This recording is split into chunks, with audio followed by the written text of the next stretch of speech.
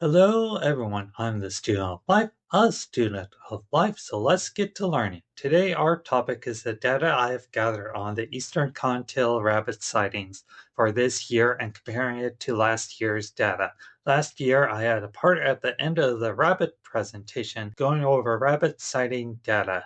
This year I will be comparing this year's data to last year's data and also presenting new information. I have a couple of questions to go over at the start.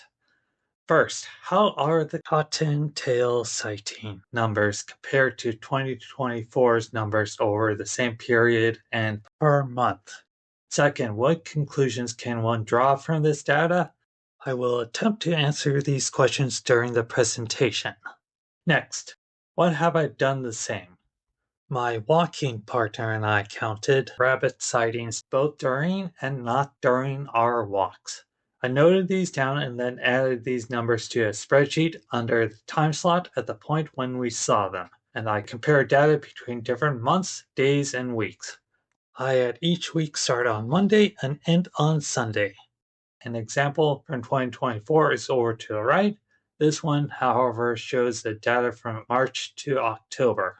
What did I add? Every rabbit sighting listed under a time slot would also have a specific location added down to the very street/trail/spot we saw it at. And then I used this specific location data only monthly to add to area maps for 2025's data. Also, we started our count in February. The one below the chart is an overall map of the area with 3 mini areas shown. Also, I did comparisons between 2024's and 2025's data. We got some new data to go over briefly. Which charts are the same as last year and which are different? The two charts, the top left and bottom center charts, share similarities to 2024's charts. The top left chart goes over the rabbit sightings during the week of May 19th. Our highest two counts are 21 on May 24th and 17 on May 25th. Meanwhile, the lowest count was 6 rabbits on May 21st. The bottom center chart shows the rabbit sightings count over the weeks starting on the week of March 17th and concluding on the week of June 23rd. Our highest count, 102 rabbits spotted, happened on the week of June 9th. The lowest count, 8 rabbits, happened on both weeks of March 17th and March 24th. The different chart, the one on the right, goes over the rabbit sightings counted during the weeks of June. In my previous chart, I showed the highest count for this already, which was 102. The lowest count, 23 rabbits, happened on the week of June 23rd. Before I go over the area maps, I'll discuss part of my preparation. I color-coded streets and trails in my spreadsheet, then grouped them by similar colors into 3 color-coded areas. I calculated the totals for each area for each month. In my research, I named 3 broad ranges: the non-forested residential area, forested area, and golf course area. I did this all to set up the data for the area maps for 2025. I'll let you know that I only showed numbers for March and June on the area maps. Now let's zoom in on the maps and focus on the residential section. This area encompasses a section extending from Grandview to 41st Street, ending before Arbordale Lane on one side and before 40th Street on the other side. It also includes part of Ridge Road. We spotted 18 rabbits in this area in March and counted 131 rabbits in June. Next, we're talking about the forested area. This section extends from Arbordale Lane down to Grandview by Chambers Bay Golf Course. It also includes some trails by Sunset Primary and the Breckenridge Center. We counted only 5 rabbits and 159 rabbits in March and June respectively. Our final area map is the golf course area. This one encompasses the Chambers Bay Walk. section starting just off of Grandview and before the forested section within Chambers Bay Walk. In the area, we counted 1 rabbit sighting in March and 27 rabbit sightings in June. As one might notice, we spotted more rabbits in the forested area than the other 2 areas in June. Before I go over the comparison data between 2024 and 2025, I got some other quick numbers to go over.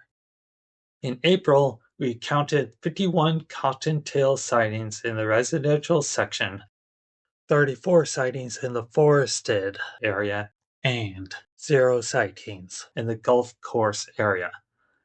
In May, we counted 100 sightings in the residential area, 140 sightings in the forested area, and 2 in the golf course area. Our walks happening at different times and going through different areas at different times could explain the disparity between counts here.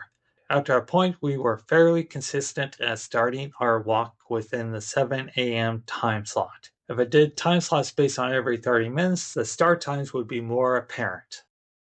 It is time to see what makes 2024 and 2025 similar and different from one another. We're starting with a chart that reviews the data from June 5th. At 7 a.m. in 2024, we counted 9 rabbits, and while in 2025 we counted 8 rabbits. At 8 a.m. in 2024, we counted 2 rabbits, while in 2025 we counted 6. Unlike in 2024, in 2025 we counted 10 rabbits at 5 p.m. Unlike in 2025, in 2024 we counted 6 rabbits at 6 p.m. On to my next slide. I'm going over the chart focusing on the rabbit sightings over the first 3 full weeks in June.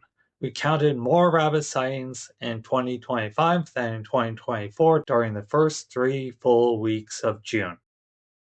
June's first full week starts on June 2nd and ends on June 8th in 2025, while in 2024 it starts on June 3rd and ends on June 9th. The second week starts on June 9th and ends on June 15th in 2025, while in 2024 it begins on June 10th and ends on June 16th. The third full week starts on June 16th and ends on June 22nd in 2025, while in 2024 it begins on June 17th and ends on June 23rd. Our highest count for 2024 was 75 rabbit sightings, and this occurred during the third full week. The highest count for 2025 was 102 rabbits, and this happened during the second full week. 2024 saw an increase in rabbit sightings from week to week. Meanwhile, in 2025, the rabbit sightings count had an increase from the first week to the second week, then decreased down to 99, as you can see on the chart. We either went on different paths during our walk or had other reasons that affected this count. It is time to talk about the chart going over month-by-month comparisons between 2024 and 2025. Both 2024 and 2025's highest count happened in June, and these were 319 and 317 respectively. Our lowest count for both happened in March, with 32 sightings in 2024 and 20 sightings in 2025. April and May were the only 2 months when 2025's rabbit sightings count was higher than 2024's. 2025's count for April and May were 85 and 242 respectively. On some days in 2024 and 2025, we either missed out on a walk, walked till later on, or we missed out on seeing rabbits entirely. Our overall rabbit sightings count from March 17th to June 30th was 616 in 2024. It was 664 in 2025. 2024's average rabbit sightings count per day was 5.8, while 2025's was 7.2. Several days with low counts skewed both 2024 and 2025's average sightings count per day. Before I move on to the discussion section, I'll give my potential answers to the questions I posed at the start. I already answered the first question. I added area maps and I looked at an additional section in time. As for a second question, possibly yes. The eastern cottontail rabbit population might be in the boom part of the cycle.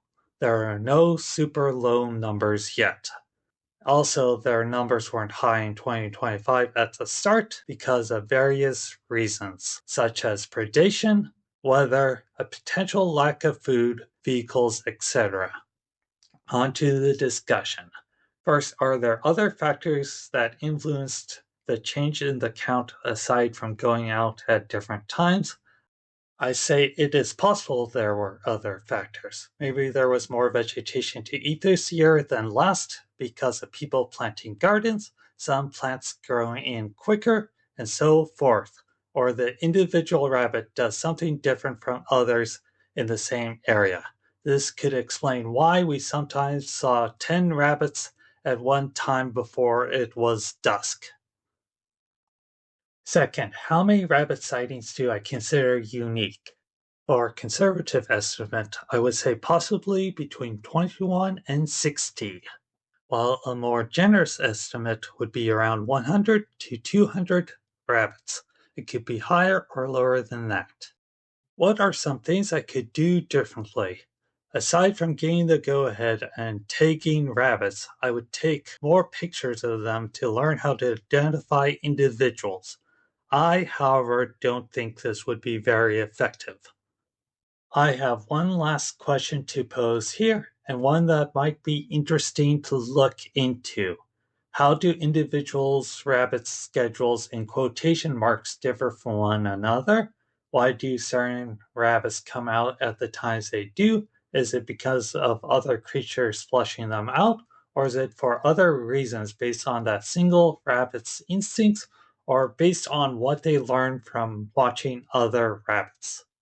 We're now at the end slate. I hope this presentation on the Eastern Cottontail rabbit sighting numbers was interesting and or valuable in some manner. In the description, you can find the spreadsheet and slides linked.